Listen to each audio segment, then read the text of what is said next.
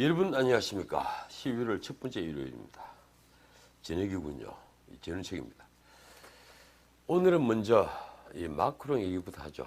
이 정치 얘기보다는 좀 다른 얘기를 하고 싶습니다. 사실 영국병을 고친 마거릿 대처 말씀을 드릴까 했습니다. 이 17만 탄광노조의 상습적인 파업을 봉쇄를 하고 적자투성이의 영국 국영기업들, 그러니까 레일로즈 그리고 에어라인즈 뭐 할 것 없이 거의 모든 영국 공기업들의 이 민영화를 해서 영국병을 고쳤죠. 그리고 전 세계에서 대처리즘이라는 새로운 풍조를 전파했습니다. 소련이 브레즈네프가 이 철의 여인이라고 불렀죠. 그만큼 어울리는 별칭도 없어 보입니다.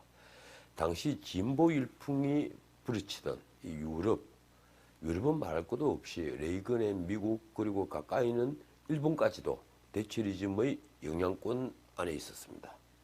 일본 신칸센 민영화가 영국 브리티시 레일로즈 민영화를 본뜬 작품입니다.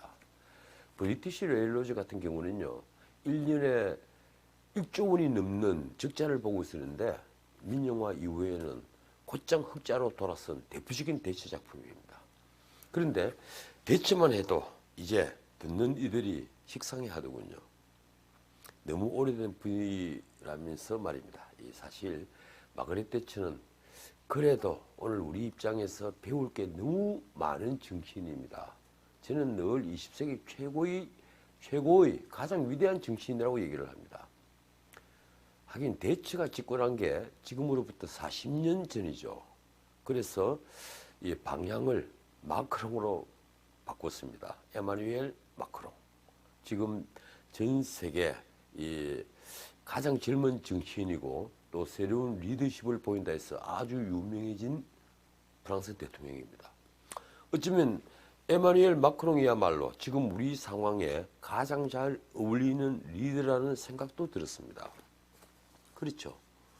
우리 노동 환경, 그리고 투자 환경, 또 사회적 갈등 이런 건 참 프랑스를 많이 닮아 있습니다. 마크롱이 집권하기 직전의 아주 어려웠던 프랑스 말입니다. 작년이었죠. 이 마크롱은 다보스 포럼에서 프랑스가 돌아왔다는 명연설을 했습니다. 매년 1월 말경에 스위스 다보스에서 열리는 경제 포럼 말입니다. 이 민간 포럼이지만 세계적인 정치인들이 거의 다 모이죠. 그리고 경제인들도 대거 참석합니다. 경제 포럼이니까요. 그리고 미래의 리더들도 대거 참석합니다. 우리 정치인들도 많이 갑니다. 이 다보스 포럼에서 세계가 마크롱의 연설을 주목했습니다. 취임 불과 7개월 정도 지났죠. 새 일자리 25만 개가 생겼고 성장률은 2배로 늘었다는 게 그 연설의 요지였습니다. 자신에 찬 젊은 지도자의 연설이었죠. 한때 유럽의 천덕꾸러기로 전락할 위기에 놓여있던 프랑스가 이제 살아났으니까 프랑스에 안심하고 투자하라. 프랑스로 돌아와 달라.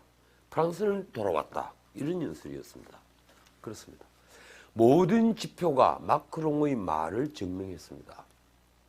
우리 언론은 올해 들어 프랑스의 노란 조끼를 주목하면서 연일 시위 장면을 보도를 했죠. 마치 마크롱의 계획이 실패로 돌아가고 과격한 시위로 프랑스가 굉장히 어려운 상황으로 내몰린 듯이 보도를 했습니다. 그런데 실상은 그게 아니었던 겁니다. 프랑스는 2년 반 전에 2017년 5월, 그러니까 우리 문재인 대통령과 취임이 같습니다.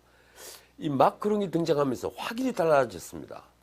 마크롱이 당선될 때만 하더라도 그가 사회당 출신이면서 우파, 이 당적도 없는 우파였죠. 그것도 맨 오른쪽에 있는 우파 정책을 내건 걸 다들 주목했습니다. 그런데도 우리 언론들은 하나같이 그를 중도라고 보도했습니다. 그런데 그는 처음부터 뚜렷한 우파 정책을 내걸었습니다. 흔들리지 않았죠. 작은 정부부터 감세까지 확신에 찬 정책을 폈습니다. 사실 그가 기존 거대 정당의 배경 없이 당선되었을 때 사람들의 관심은 다른 데 쏠려 있었습니다. 그의 아내가 누굽니까? 친구 어머니이자 그의 선생님이었죠. 그런데 더 관심을 많이 쏟았습니다. 두 사람이 나이 차에도 많은 관심을 기울였죠. 우리 사회에 같았으면요 아마 난리가 났을 겁니다. 미국이어도 아마 난리가 났겠죠. 이 선생이 제자와 결혼을 했으니까요. 그런데 프랑스에도 사실 그런 사적인 배경에 주목하는 언론들이 많았던 모양입니다. 그런데 말이죠. 그는 집권하자 강력한 우파 정책 드라이브를 걸면서 모든 우려를 불식시켰습니다. 세인의 그 사적인 관심을 완전히 공적인 정책 쪽으로 바꿔버렸죠. 드디어 그는 세계 정치판의 총화로 등장했습니다.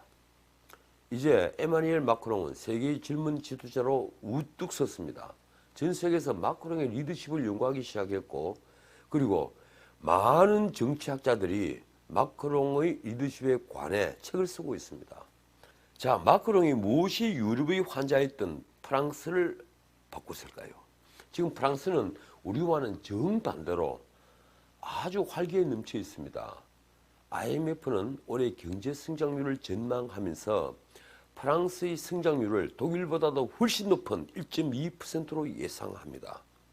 프랑스 국민소득이 작년에 43,000달러를 조금 넘은 정도니까 사실 1% 성장은 굉장히 어려운 겁니다. 특히 사회주의적 경향이 오래전부터 사회 곳곳에 뿌리 내린 프랑스는 더 그렇죠. 잘 나가는 독일은 놀랍게도 0.5%에 불과했습니다. 영국의 파이낸셜 타임즈는 낮은 성장률과 높은 실업률로 허덕이던 프랑스가 독일을 제치고 경제 모범국이 되고 있다. 이런 제목을 달았습니다. 그럴 수밖에 없는 것이 마크롱이 취임할 때 9.5%에 달하던 실업률은 2년 반이 지난 지금 8.5%. 이 8.5%로 확연히 떨어지고 있습니다. 떨어지는 추세죠. 언론 보도를 보니 11년 만의 최저치라고 합니다.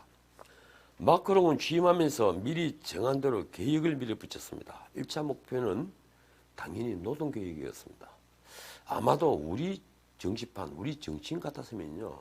아무리 우파적 성향을 가졌더라도 그리고 아무리 강인했더라도 노동계획은 저 뒤에 세 번째, 네 번째 있을 겁니다. 그런데 에마뉘엘 마크롱은 그렇지 않았습니다.